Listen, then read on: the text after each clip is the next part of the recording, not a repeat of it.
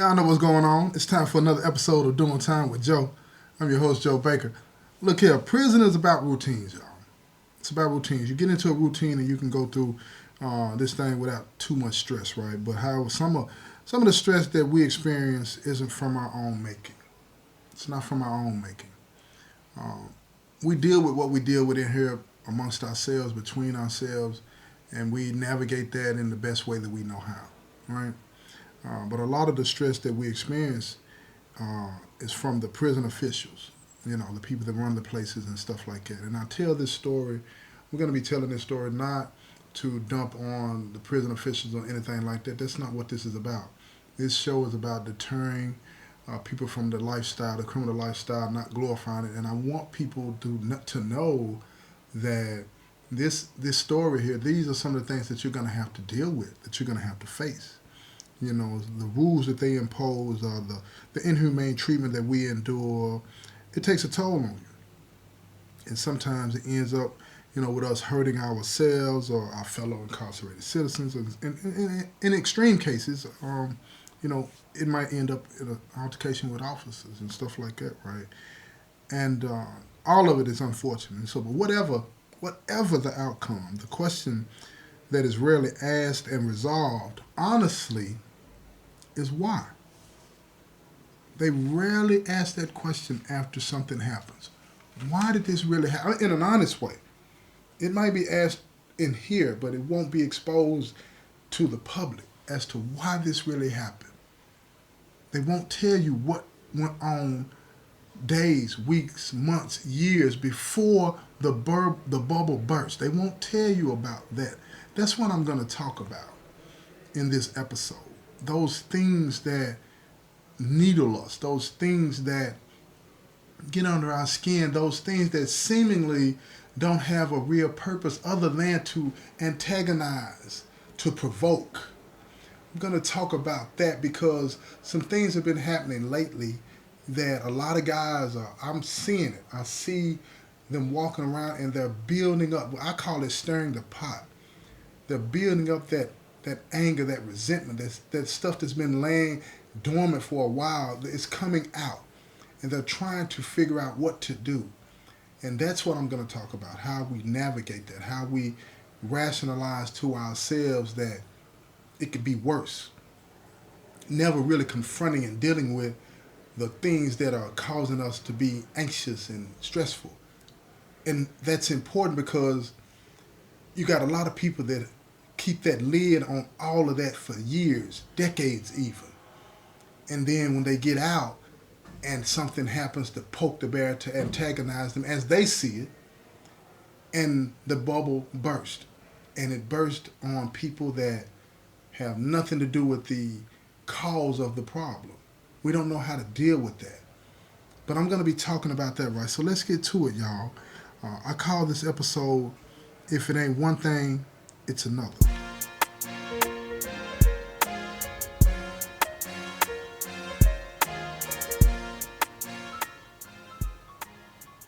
I'm going to jump right into it. Let me tell you about something that has really been bothering a lot of guys here. And it got under my skin not too long ago, too. But let me tell you about this, right? First, I want to lay the foundation for you. We were recently told, we get to buy food off the commissary. Summer sausages, pouches, like tuna pouches, roast beef, stuff like that. Food that we can prepare, with our noodles and stuff like that, and eat, off the money that, those of you that love us send us, you know what I'm saying? And we get to buy food packages that have food in it that sometimes has to be chopped down into small pieces and put in a bowl, mix it up, make you a stew or a soup or something like that, or whatever the case may be, or make you some, like, summer sausage and crackers and cheese and stuff like that, or whatever the case may be. But you need to be able to chop this stuff up, right? Now,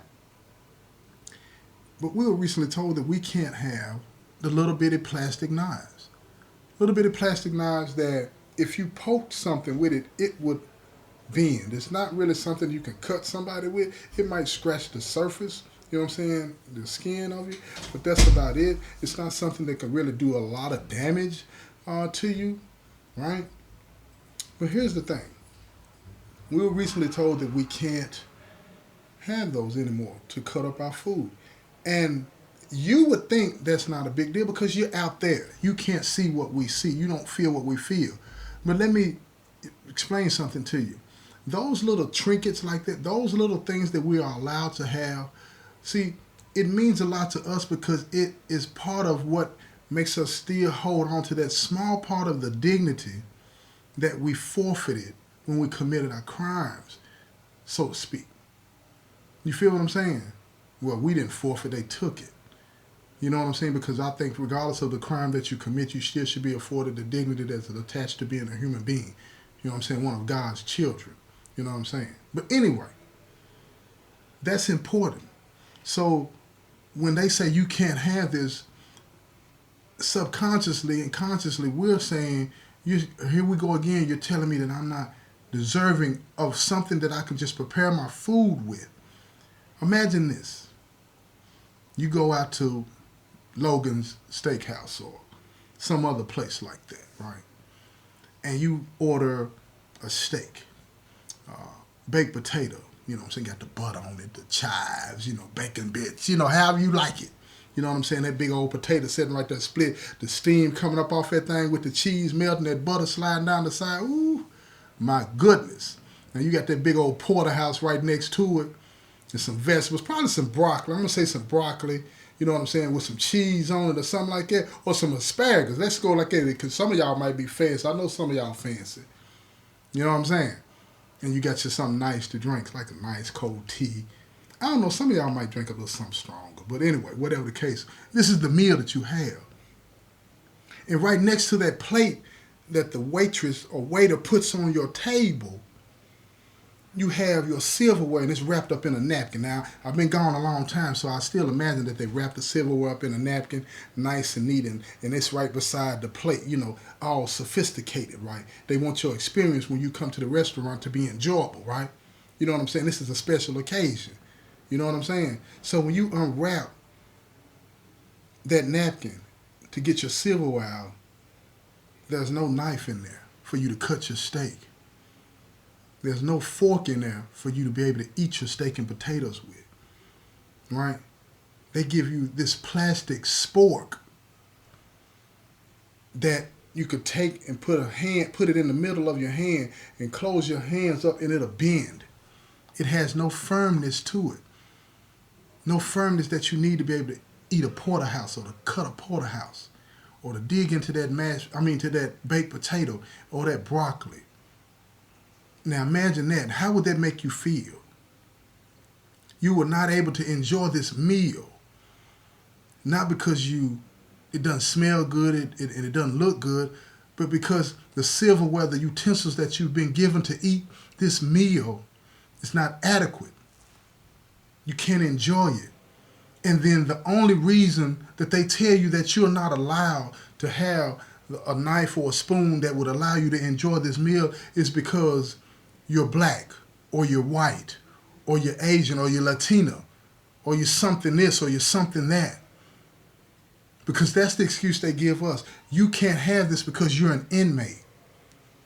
Now I know I'm blurring the line a little bit here.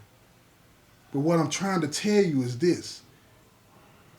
Dignity attached to humanity should not be based on the crimes you might have committed or not committed, the race or color of your skin, the gender, or your lifestyle. You understand what I'm saying? Any of that. Any of that. Your humanity is something that is given to you by the Most High God and can't be taken away from you for any reason, by anybody. But you find yourself in a situation while you at Logan's that these people are telling you, no, you can't have this and you have no recourse. And that's what we have to deal with. So how we deal with it is this. When I was first told that we couldn't have the little knives anymore, I broke mine in half and threw it away. I'm like, man, I'm not going through this. Rationalizing. Because if I get caught with it, then they're going to charge me with possession of a weapon. And listen to me when I tell you, this is not... Like when you go to, I remember when I used to go to KFC when I was on the streets, right? And they had this little packet of the silverware, right? Very small thing. It had a napkin in it, and it had a spork in it, and it had a knife in it. That's what I'm talking about, y'all. I'm not talking about a kitchen knife. I'm not talking about a Ginsu, man, off the commercials. I'm talking about a plastic knife that's probably no longer than your middle finger or your index finger, maybe a little longer, and can't cut into nothing. To cut the meat, you got to press down on it. But then we're told to use the spork to cut it. So after I threw my knife away, I broke the knife. You know what I did? I did what I saw a lot of other guys doing. I had these beef sticks, right? You know what a beef stick is? It's like a small wiener type thing, you know what I'm saying? But it's real small. It's about the size of your finger, right? And about the length, like I say, of your index finger, a little longer. So I didn't have anything to cut that up with. So what I did, I just bit it. A piece, spit it in my bowl. Bit it, spit it in my bowl. Bit it, spit it in my bowl. So I bit that beef stick. I chewed that beef stick up into small bites, put them in my meal, and then I cooked it. And then the next day when I made another meal and I had summer sauces, I did the same thing. I chewed on it like a dog. Chewed on it like a dog. I chewed on it and made it bite-sized for myself. And while I was preparing that meal, a commercial came on TV about these dogs that had been saved from this abusive owner. And I'm noticing how everybody's rallying around and wanting to adopt these pets and saying that they didn't deserve to be treated this way and didn't deserve to be treated that way. And I'm saying to myself, what if they replaced that pet in that commercial with an inmate? Would people be saying the same things? And I doubted it. I really do. I doubted that they would be saying the same thing. Because they say we deserve to be treated like this because we broke the law. And I say, that's not right. Allow us to have the dignity to prepare our meal. At least do that. And then another thing that we do when these things are going on is we tell ourselves that, some of us tell ourselves that we deserve it. That we deserve it. And we structure our change, our reformation around this irrational conclusion that we come up with just so we can cope.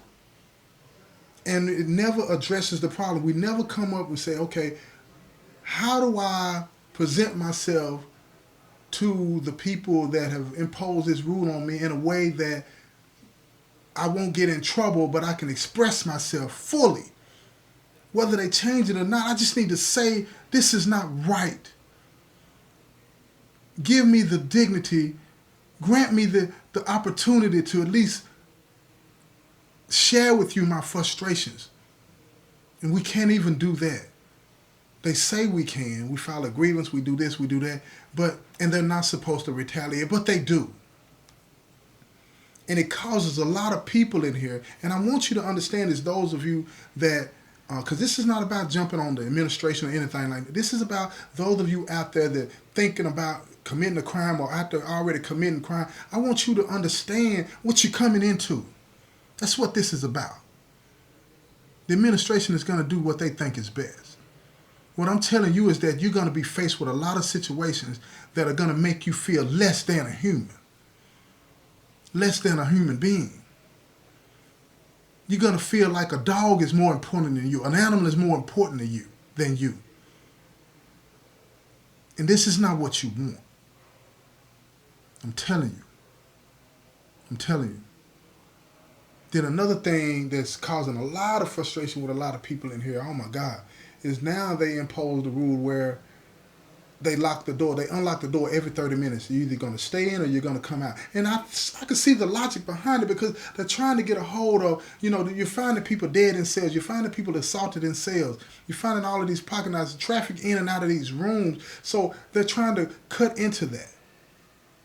But that caused so much frustration amongst the guys that I had to say something about it. And they're saying, why are they treating us like this? Why can't we go in and out? And again, I want to say to you, if somebody told you that you could not go in and out of your house except for every 30 minutes, how would that make you feel? Not saying that this is my house. I don't want to do that because that is not good for my mind. This is not my house. This is not my home. I was born and raised in Springfield, Tennessee. That's my home. I'm not saying that's where I go back to necessarily, but that's my home. Whatever prison I find myself in is not my home. I refuse to accept that logic. And I'm not being critical of anybody that does. You got to do what you got to do for your own sanity. This is not good for my sanity. Prison is not my home. It will never be, whether I leave or not.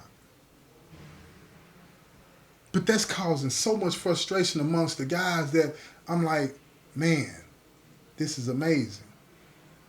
And I heard one of them say, what about when we go to the microwave, back and forth to the microwave, prepare our meal? If we come out of our cell, we go to the kitchenette to prepare our meal, and then they lock the door. Now you got to stand at the door and wait until they come back around in 30 minutes to unlock the door. The meal is cold. What if I'm getting out of the shower and the door is locked? What do I got to do? Stand there. Stand there with no clothes on, vulnerable. Well, you got on shorts, but I'm saying you don't have on, what you need to have on. You haven't had an opportunity to dry out and get dressed in the way that you need to, especially in this environment. Those small things that make you feel less than. You don't feel right. And that's what people are saying. And that's what I'm trying to say to y'all. You got to get it in your head, if you want to live this criminal lifestyle, you're going to be treated in a way that is not dignified, not deserving of respect. And I'm not saying that it's right. I'm just telling you what it is. And don't get me wrong. A lot of the things that they do by way of rules in here, when I stretch my mind, I understand. Because I'm going to tell you something. It is unbelievable in here. It is out of control. Maybe not at this facility, but at the majority of it is out of control. And it's almost like nobody knows what to do. Drugs are rampant. Assaults are rampant. People ODing. People dying. People being charged to eat their meals. People being charged to use the phone. It's ridiculous. It's ridiculous. And I'm looking at it like some of the rules, the rules that they have in place, they are doing nothing to solve these problems. And it's not about being critical of the administration. This is about letting you know what you're coming into. They're doing the best they can from where I sit. Because I sit down sometime and I think, what would I do if I were in charge? And often I come up and I don't know. I don't know. How do you get a drug problem that's so rampant at these institutions under control? You install all of these machines to stop it from coming in, and it still comes in. That's the environment that you're coming into. That's the environment that you're coming into. And those inconsistencies that we have to live with on a daily basis by way of the rules that are imposed on us by the administration. That's a major part of the stress that we deal with on a daily. And we rationalize. I wanted to make sure to put that in there, because I said in the intro that how we cope with them, I'm going to tell you that. We rationalize. And we tell ourselves that it is what it is. But it's a dangerous thing when you start to believe that you're not human, that you're not deserving. It's a dangerous thing when you do that. Because all you're doing is putting a lid on a pressure cooker and turning it on high. That's what you're doing. So we have to find better ways to be able to release that. Playing basketball doesn't do it. Lifting weights doesn't do it. We have to have the opportunity to express ourselves. That's why, listen to me, I'm going to say this real quick. That's why I'm so grateful to all of you that listen to my podcast and leave comments. Why? Because some of the things that y'all say lift me up. It encourages me. I like the good and the bad. I get more good than bad. I can't even remember last time I got a bad comment. But I love all the comments. I consider y'all to be family. Real talk. And I love all the support that you give me. But you got to remember something. Most people don't have the opportunity that I have to be able to vent and get it out. They have to hold it in. And I'm so grateful that I have y'all out there to say what you say back to me when you listen to the episodes. It's a beautiful thing. It's a beautiful thing. It's almost indescribable how that makes me feel when my family reads those comments to me. It's almost indescribable. And I want to take this opportunity to thank you. I'm trying to do everything I can not to cry right now, because it's so important to be able to express yourself. And when you're in here, you don't get the opportunity often to honestly express yourself, whether it be with somebody in blue, meaning somebody locked up, or somebody in gray, meaning somebody that works here. You don't get to do it honestly. Because if you do it too honestly with somebody in blue, then they might get upset that you're sounding like the police. If you do it too honestly with somebody in gray, they might get upset because they'll take it personal. So it's a lose-lose. So you rationalize and you tell yourself, I'm going to hold this in. I'm not going to say anything to anybody. And then when you get out, all this built-up anger and frustration is all over you. And somebody out there that loves you, somebody out there that don't know you, say something to you, then you explode. It's not right. So for those of you, my brothers and sisters that are incarcerated, or you got family members incarcerated, encourage them to share with you what's going on and be patient and listen to them, because sometimes they just got to get it out. Ain't nothing you can do for them, but let them get it out. Let them get it out.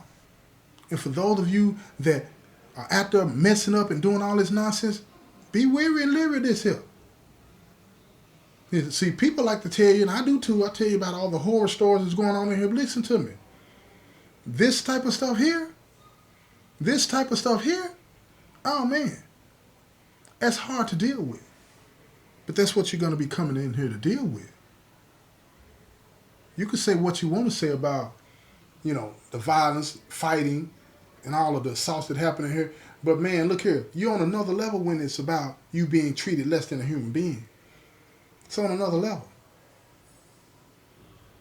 So the next time you're at that Logan Steakhouse out there, y'all, imagine that you have to bite that steak into bite-sized pieces before you eat it. You don't have a knife or a fork to enjoy your meal.